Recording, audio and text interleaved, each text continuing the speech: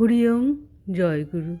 আমাদের প্রাণের ঠাকুর শ্রী শ্রী স্বামী স্বরূপানন্দ পরমহংসদেবের অমৃতসম উপদেশ বাণী পবিত্র প্রতিধ্বনি পত্রিকার 1368 সনের ভাদ্র সংস্করণ হইতে পাঠ। অম্বুবাচী ও উপাসনা।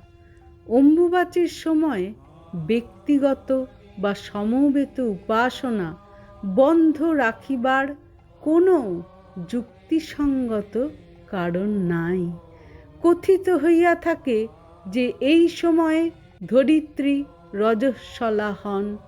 ইহার তাৎপর্য এই যে এই সময় বসুন্ধরা জলসিক্তা হন। অতএব এই সময়ে জ্যোতি ও ব্রতীদের অগ্নি উৎপাদন করিয়া বা কৃষকদের হলকর্ষণ করিয়া ধরণীকে উত্তক্ত করা নিষেধ। এই সময়ে অত্যধিক বৃষ্টি হয় বলিয়া একদা অগ্নি উৎপাদন ও হল চালন অসম্ভব ছিল, তাই অসঙ্গত বলিয়া পরিগণিত হইয়াছিল।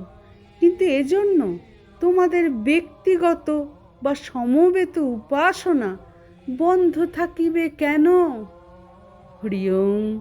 জয় গুরু।